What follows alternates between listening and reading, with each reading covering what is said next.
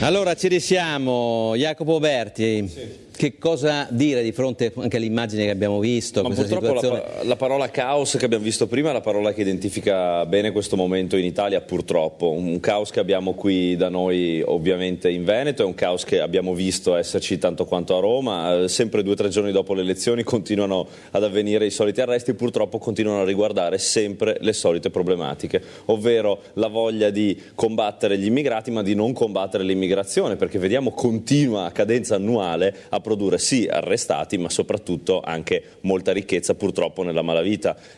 Con grande onore mi viene addirittura da dire, e sembra incredibile, ma dalle intercettazioni di Buzzi io posso dire che magari una soluzione c'è. Noi col Movimento 5 Stelle, il nostro sindaco di Pomezia, Buzzi stesso ha detto: a Pomezia non riusciremo a fare affari con i profughi perché il sindaco di Pomezia, il sindaco 5 Stelle, è un incorruttibile. Bene, allora questo è lo spirito con cui bisogna andare a porre un rimedio a questa questione. No al caos, no a queste situazioni come la caserma a Salsa, veramente inqualificabile, non voglio neanche metterla all'interno dell'elenco della civiltà, delle cose civili del Veneto, che voglio che si torni a essere un faro come è sempre stato per tantissimi anni. Deve essere anche un faro dal punto di vista di quello che deve essere in un certo senso la gestione di questa immigrazione. Non possiamo far finta che non esista e girarci dall'altra parte. Purtroppo l'Europa ha detto che fino all'inizio del prossimo semestre europeo, quello a presidenza lussemburghese, ha detto non se ne parla. Questa è una cosa gravissima. Prima di tutto noi sappiamo che stiamo combattendo fortemente come gruppo parlamentare 5 Stelle in Europa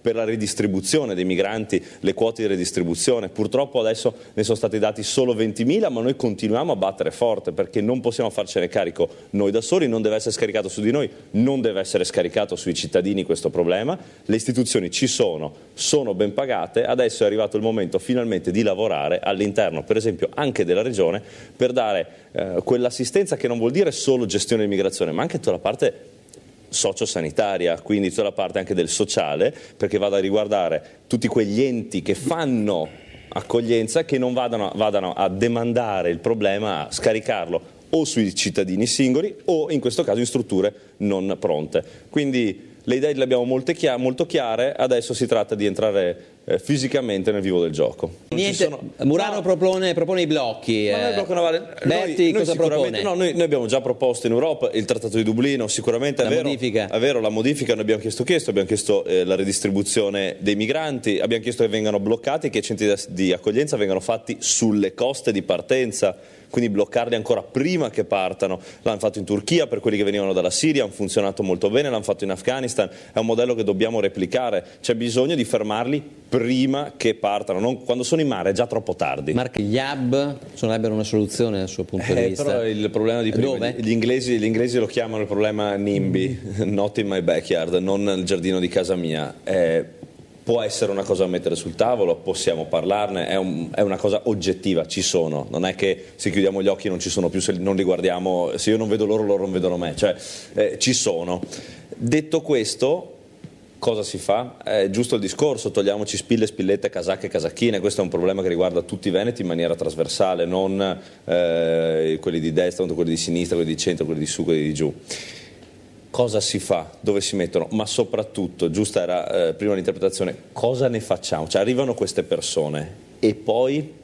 Allora, sono persone che spesso vogliono andare oltre. Allora, l'Europa chiede 2 mesi per l'identificazione che deve essere fatta nel primo paese d'accoglienza, il famoso Trattato di Dublino.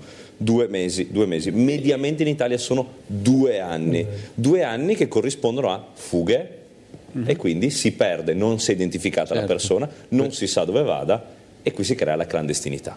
Allora, noi dobbiamo prima di tutto creare una filiera, che sia una filiera che si parla dell'hub, può essere una cosa, ma dico, non dico né sì né no, dico parliamone, dico sediamoci e parliamone, però troviamo soprattutto qual è quello sbocco finale, perché questo è il momento di entrata, che come abbiamo detto, penso siamo tutti d'accordo, vanno fermati prima, quindi non si vuole che si venga a creare questa entrata.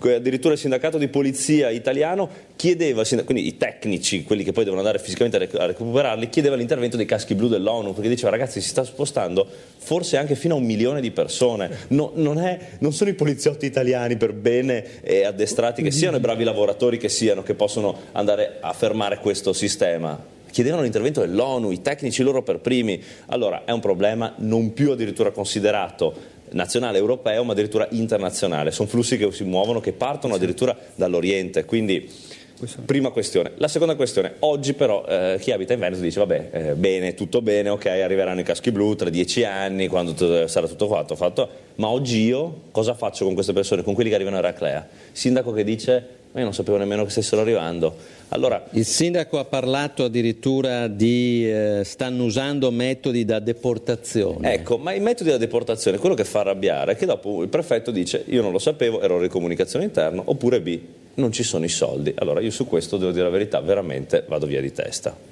Prima si è parlato di sforare del patto di stabilità, il problema del patto di stabilità. Allora, portando solamente il patto di stabilità al 3,6% dal 3%, che non si può andare oltre le 3, ma se noi avessimo sfarato, fossimo andati al 3,6, faccio una piccola, esco un attimo dal discorso dei profughi, ma noi avremmo risolto il problema, noi avremmo risolto il problema, per esempio, della Fornero, di tutti dei soldi che devono essere integrati, reintegrati a tutti gli esodati. Allora Felice Mercato, se parla. Io dico, per prima cosa, allora, ma per prima cosa, con quello 0,6%, piuttosto che andare a risolvere questo che è un problema sicuramente, ma prima abbiamo milioni di persone che sono rimasti né con la pensione né con un lavoro. Allora, prima andiamo a risolvere i problemi importantissimi che ci sono. Andiamo a sforare da questo 3%, andiamo a risolvere, non dando la mancetta dei 500 euro, questo bonus chiamato bonus Poletti, e poi andiamo anche ad affrontare questo problema. Allora, prima pensiamo a quello dei profughi, pensiamo al problema di entrata, bloccarli, abbiamo detto li blocchiamo prima sulle coste, fino a qua siamo tutti d'accordo, allora andiamo a parlare con la Francia e con la Spagna, che invece non ci vogliono sentire. Attesa della proclamazione degli eletti in Consiglio regionale, poi si comincerà a lavorare, ma ecco, questo dei profughi, il tema dei profughi, sarà un tema che verrà immediatamente, secondo lei, portato all'attenzione anche del Consiglio? Io penso di sì, come tutto il tema riguardanti i temi della sicurezza, che sono stati trattati in maniera anche approfondita durante la campagna elettorale, che per fortuna è finita, e sono stati portati avanti ovviamente da Zaia, quindi anche tutta la Lega Nord, quindi io mi aspetto che verranno portati anche all'interno della discussione del Consiglio.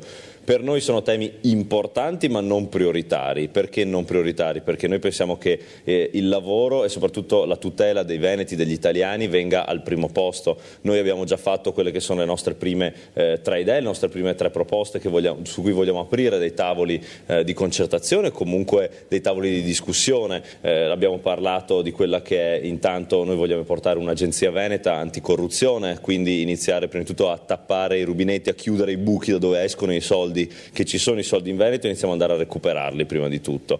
Questo, dopodiché vogliamo iniziare un tavolo, pare che martedì addirittura il governatore Maroni della Lega Nord apra un tavolo di discussione in Lombardia con i nostri consiglieri per iniziare a discutere di un reddito di cittadinanza lombardo in quel caso, e noi vogliamo fare esattamente la stessa cosa, quindi seguendo, sarà mia premura andare proprio da Zaia a dire bene, se il tuo pari grado Maroni lo sta facendo in Lombardia, perché non proviamo a farlo anche noi qua in Veneto? Ci sono tutte gli ingredienti per farlo, bene, vedremo se ci sarà la voglia e la volontà politica. I grandi conflitti che abbiamo con la tradizione e l'attività venatoria del nostro territorio, allora i temi ce ne sono tantissimi. Lo so che io ho litigato con Tosi tutta la campagna elettorale sui temi ambientali, che lui vuole le trivellazioni, che vuole le grandi opere, e noi siamo contrari. Però Berti, secondo lei quale sarà l'assessorato chiave? Io penso a noi entriamo a gomiti larghi e con le idee molto chiare. Ma entrate anche con la valigetta a Palazzo Ferrofini, con le telecamere, con le cose, giusto per... sono preoccupati, no? Di sicuro chiederemo un po' di streaming. Quello senza ombra di dubbio, ma al di là di queste cose... Al di là di queste cose noi andremo soprattutto a reclamare tutte quelle che sono anche gli spazi che sono dovuti a un'opposizione che vuole essere costruttiva. A me ha fatto piacere l'apertura che c'è stata anche da parte del governatore Zaia durante proprio la sua prima uscita stampa dopo subito l'elezione. Mi ha nominato il Movimento 5 Stelle come un possibile interlocutore. Noi sui temi concreti e pratici siamo ben disposti a fare il bene di questa regione. Ci sono di nuovo con la pubblicità.